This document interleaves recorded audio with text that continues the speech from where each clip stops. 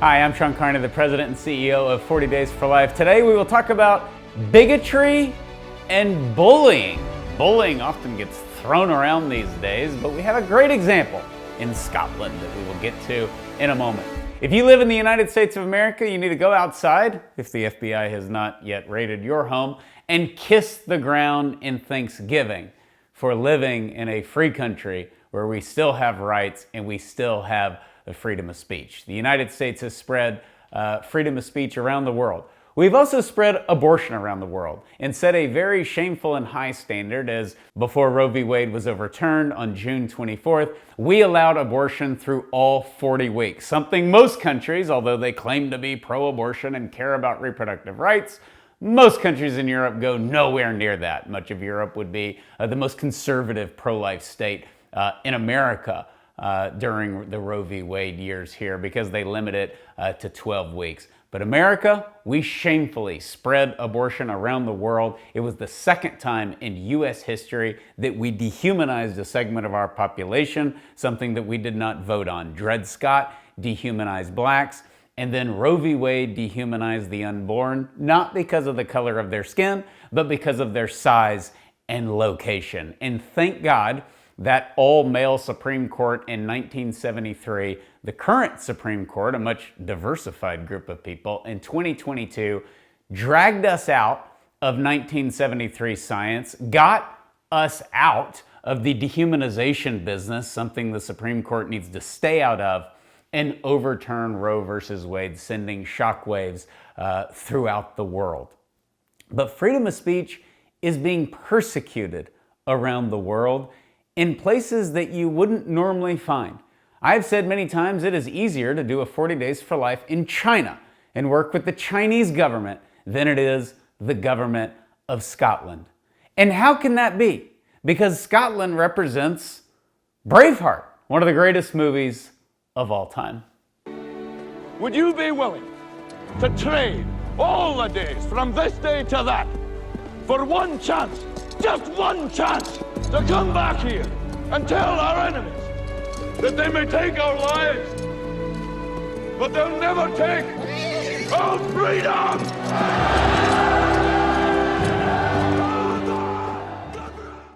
And how sad it is, William, that no one will come and take your freedom.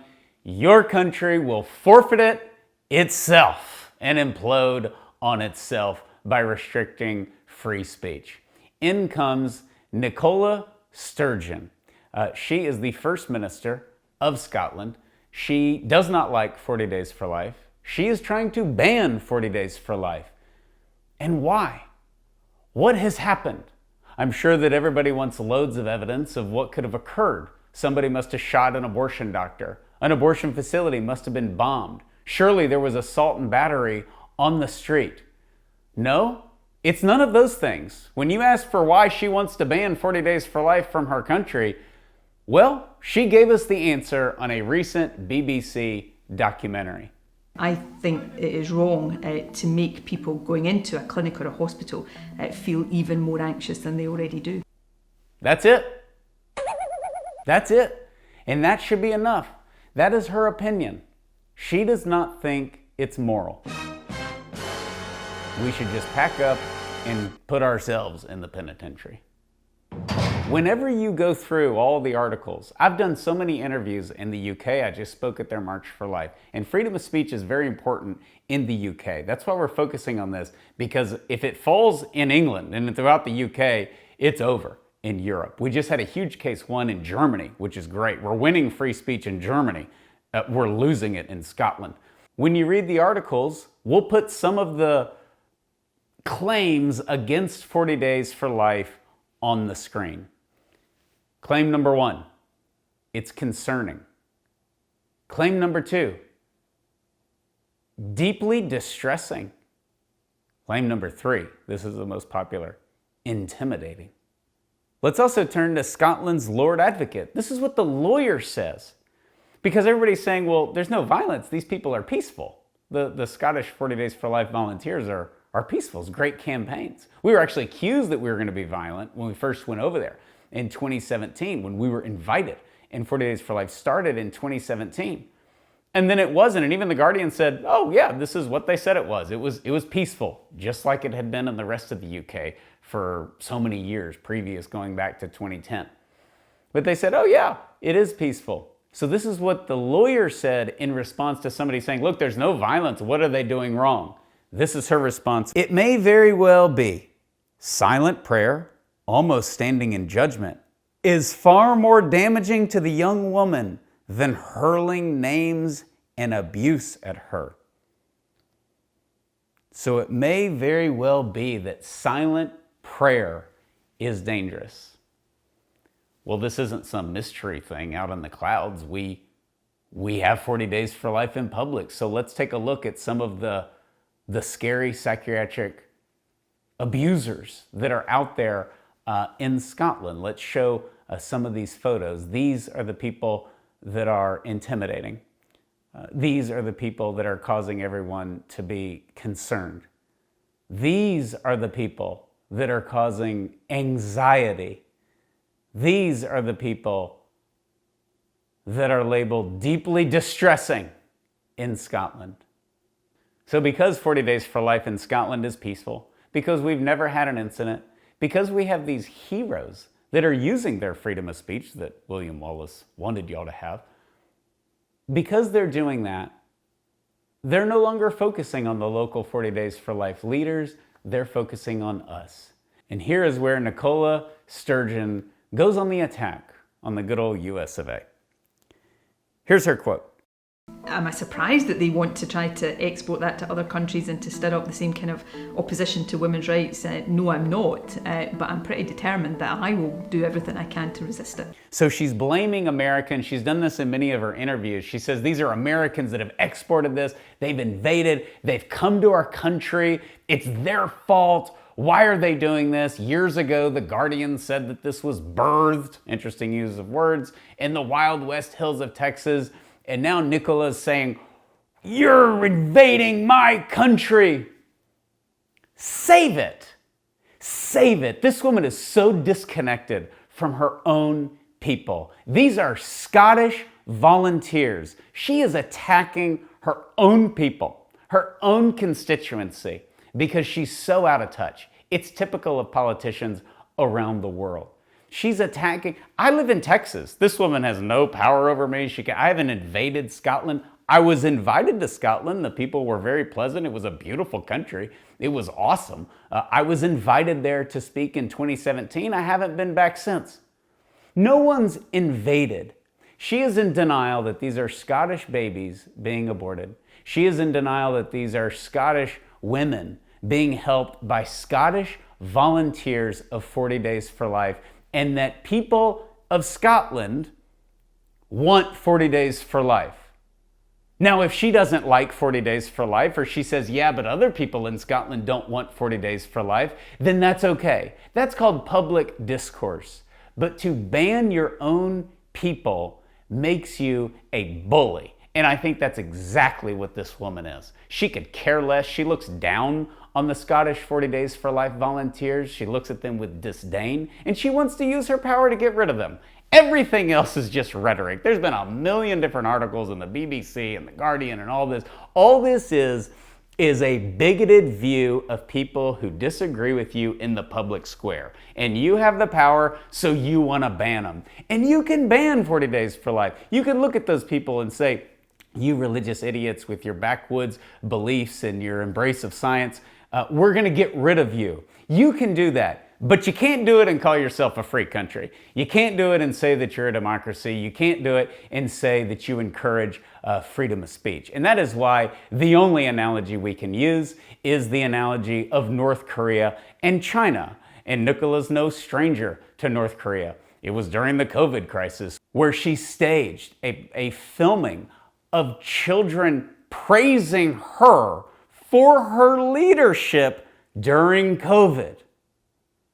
She had to take that video down because all the great people of Scotland said, this is what the leaders in North Korea do.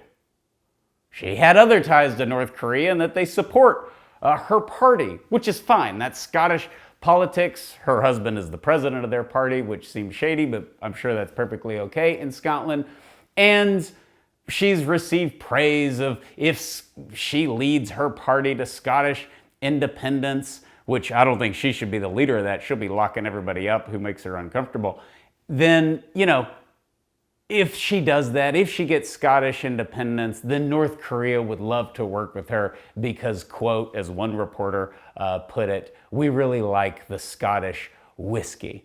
So she can run around with dictators and drink scotch together with them in the future if she ever gets her independence, but she can't do so and call herself a free country. She is targeting her political enemies. She's targeting those she simply disagrees with. She's targeting those she judges and deems immoral, as she told the BBC.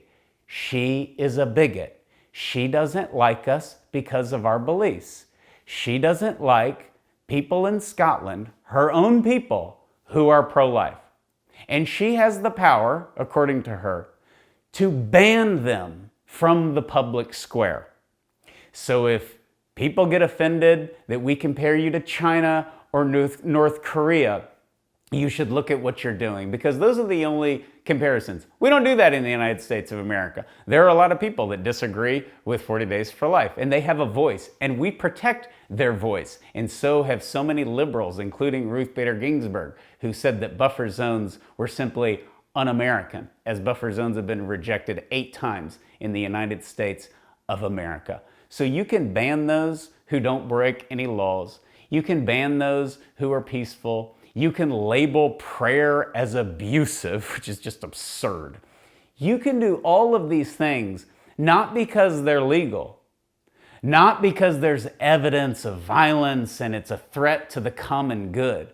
No, in the midst of your economic downfall right now going on in your country, you're going to ban them because you don't like their opinion.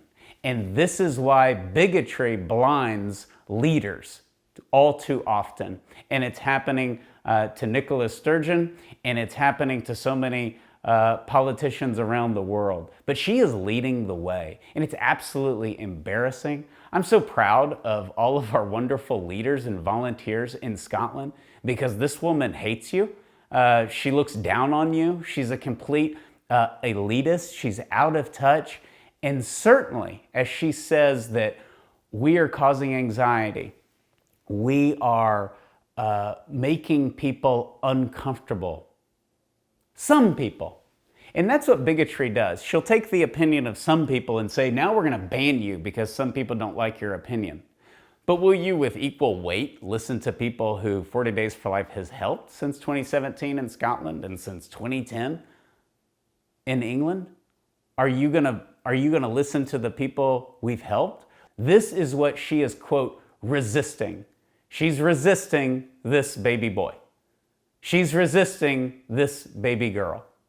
She's resisting all of these beautiful children who had a choice at the very last moment, because Scottish men and women, British men and women used their rights that so many generations of their great countries came before them to die, to protect. They're using those rights, when they're popular or unpopular, to help their fellow citizens.